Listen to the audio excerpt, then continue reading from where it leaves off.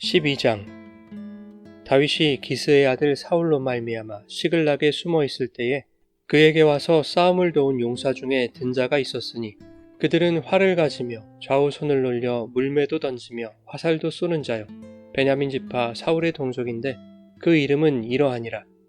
그 우두머리는 아히에셀이요 다음은 요아스이니 기브아 사람 스마아의 두 아들이요 또 아스마웻의 아들 여시엘과 벨렉과 또 브라가와 아나돗 사람 예후와 기브온 사람 곧 30명 중에 용사요 30명의 우두머리가 된 이스마야이며 또 예레미야와 야하시엘과 요하난과 그데라 사람 요사박과 엘루세와 여리목과 브아랴와 스마랴와 하룹 사람 스바랴와 고라 사람들 엘가나와 이시야와 아사렐과 요에셀과 야소부암이며 그돌 사람 여로함의 아들 요엘라와 스바랴더라.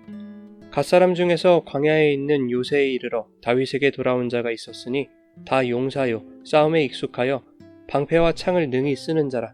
그의 얼굴은 사자 같고 빠르기는 산의 사슴 같으니 그 우두머리는 에셀이요 둘째는 오바댜요 셋째는 엘리압이요 넷째는 미스만나요 다섯째는 예레미야요 여섯째는 앗대요 일곱째는 엘리엘이요 여덟째는 요하난이요 아홉째는 엘샤밧이요 열째는 예레미야요 열한째는 막반네라. 이 갓 자손이 군대 지휘관이 되어 그 작은 자는 백부장이요 그 큰 자는 천부장이더니 정월에 요단 강물이 모든 언덕에 넘칠 때에 이 무리가 강물을 건너서 골짜기에 있는 모든 자에게 동서로 도망하게 하였더라.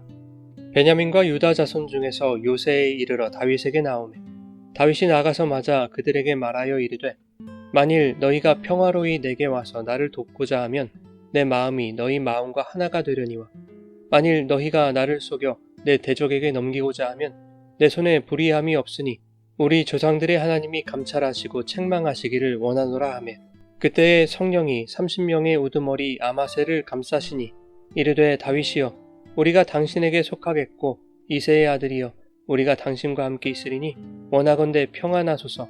당신도 평안하고 당신을 돕는 자에게도 평안이 있을지니 이는 당신의 하나님이 당신을 도우심이니이다 한지라. 다윗이 그들을 받아들여 군대 지휘관을 삼았더라.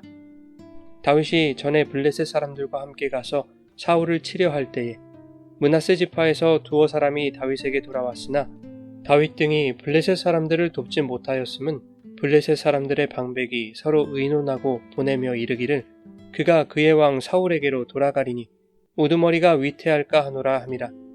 다윗이 시글락으로 갈 때에 므낫세 지파에서 그에게로 돌아오는 자는 아드나와 요사박과 여디야엘과 미가엘과 요사박과 엘리후와 실르데이니 다 므낫세의 천부장이라. 이 무리가 다윗을 도와 도둑대를 쳤으니 그들은 다 큰 용사요 군대 지휘관이 됨이었더라. 그때의 사람이 날마다 다윗에게로 돌아와서 돕고자 하매 큰 군대를 이루어 하나님의 군대와 같았더라. 싸움을 준비한 군대 지휘관들이 헤브론에 이르러 다윗에게로 나아와서 여호와의 말씀대로 사울의 나라를 그에게 돌리고자 하였으니 그 수요가 이러하였더라. 유다 자손 중에서 방패와 창을 들고 싸움을 준비한 자가 6,800명이요 시므온 자손 중에서 싸움하는 큰 용사가 7,100명이요 레위 자손 중에서 4,600명이요 아론의 집 우두머리 여호야다와 그와 함께 있는 자가 3,700명이요 또 젊은 용사 사독과 그의 가문의 지휘관이 22명이요 베냐민 자손 곧 사울의 동족은 아직도 태반이나 사울의 집안을 따르나 그 중에서 나온 자가 3,000명이요 에브라임 자손 중에서 가족으로서 유명한 큰 용사가 28,000명이요 므낫세 반지파 중에 이름이 기록된 자로서 와서 다윗을 세워 왕으로 삼으려 하는 자가 18,000명이요 이사갈 자손 중에서 시세를 알고 이스라엘이 마땅히 행할 것을 아는 우두머리가 200명이니 그들은 그 모든 형제를 통솔하는 자이며 스불론 중에는 모든 무기를 가지고 전열을 갖추고 두 마음을 품지 아니하고 능히 진영에 나아가서 싸움을 잘하는 자가 50,000명이요 납달리 중에서 지휘관 1,000명과 방패와 창을 가지고 따르는 자가 37,000명이요 단 자손 중에서 싸움을 잘하는 자가 28,600명이요 아셀 중에서 능히 진영에 나가서 싸움을 잘하는 자가 40,000명이요 요단 저편 르우벤 자손과 갓 자손과 므낫세 반지파 중에서 모든 무기를 가지고 능히 싸우는 자가 120,000명이었더라. 이 모든 군사가 전열을 갖추고 다 성심으로 헤브론에 이르러 다윗을 온 이스라엘 왕으로 삼고자 하고 또 이스라엘의 남은 자도 다 한마음으로 다윗을 왕으로 삼고자 하여 무리가 거기서 다윗과 함께 사흘을 지내며 먹고 마셨으니 이는 그들의 형제가 이미 식물을 준비하였음이며 또 그들의 근처에 있는 자로부터 이사갈과 스불론과 납달리까지도 나귀와 낙타와 노새와 소에다 음식을 많이 실어왔으니 곧 밀가루 과자와 무화과 과자와 건포도와 포도주와 기름이요 소와 양도 많이 가져왔으니 이는 이스라엘 가운데에 기쁨이 있었음이었더라.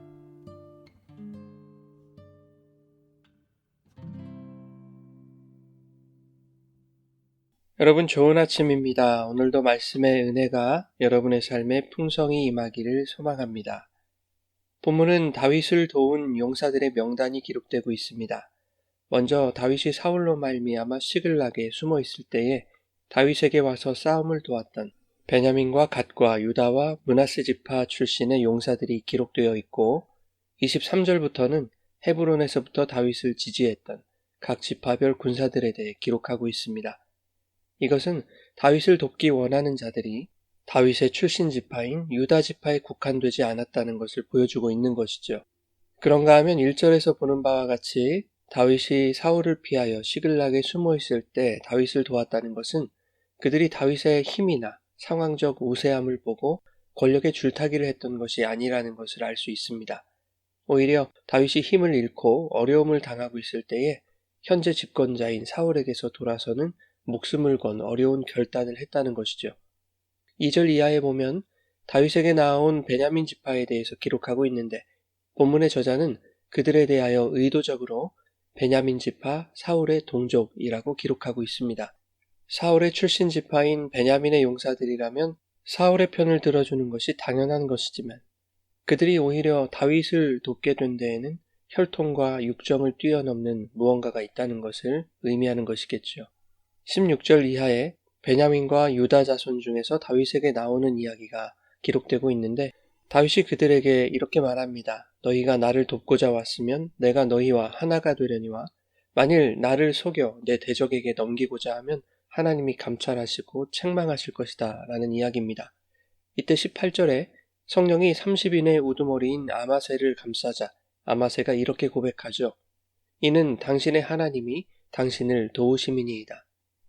유다는 물론 사울의 동족인 베냐민까지 다윗에게 나아오고 있는 이유는 하나님께서 다윗과 함께 하셔서 그를 도우신다는 것을 그들이 믿기 때문이었다는 것입니다. 혹 베냐민 지파는 유다 지파와 거리상으로 가깝기 때문에 다윗을 지지할 수 있을 것이라고 생각할 법도 합니다. 하지만 갓과 므낫세 반지파는 요단 동편에 멀리 떨어져 있었음에도 불구하고 시글락에서 어려움을 겪는 다윗을 강 건너 불구경하듯 방관하지 않았습니다. 22절에 보면 오히려 그때에 날마다 다윗에게로 사람들이 돌아와서 돕고자 했고 큰 군대를 이루었다고 말하고 있습니다. 그 규모가 얼마나 컸던지 하나님의 군대와 같았다고 기록하고 있죠. 한편 23절부터는 헤브론에 있는 다윗을 온 이스라엘 왕으로 삼기 위하여 나아온 이스라엘 12지파의 각 군사들에 대해서 기록하고 있습니다.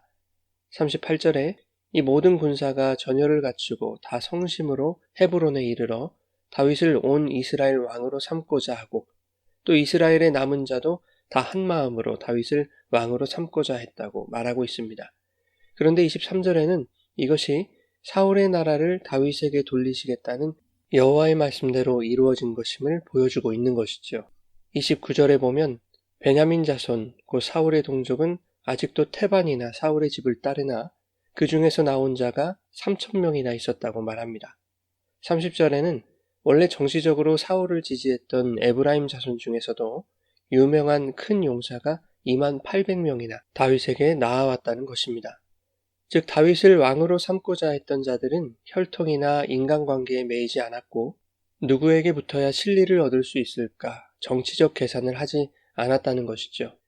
18절의 아마새의 고백처럼 그들은 여호와께서 다윗을 도우신다는 것을 믿었던 것이고 23절 말씀처럼 다윗을 왕으로 세우는 것이 여호와의 뜻임을 믿었던 것입니다.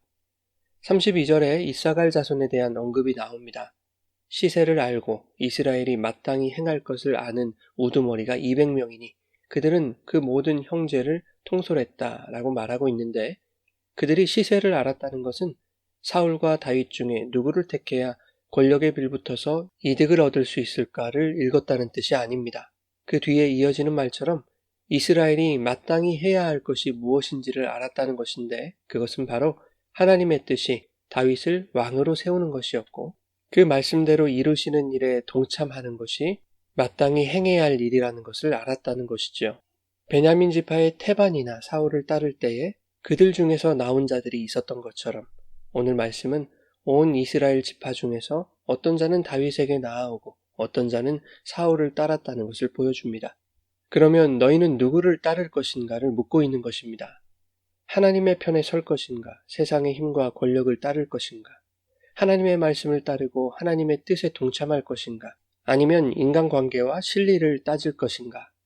하나님의 편에 선다는 것은 때때로 인간관계와 혈육의 정을 포기해야 할 만큼 용기와 결단이 필요합니다. 경제적인 이해관계와 실리 추구에 있어서 손해를 감수해야 할 수도 있습니다.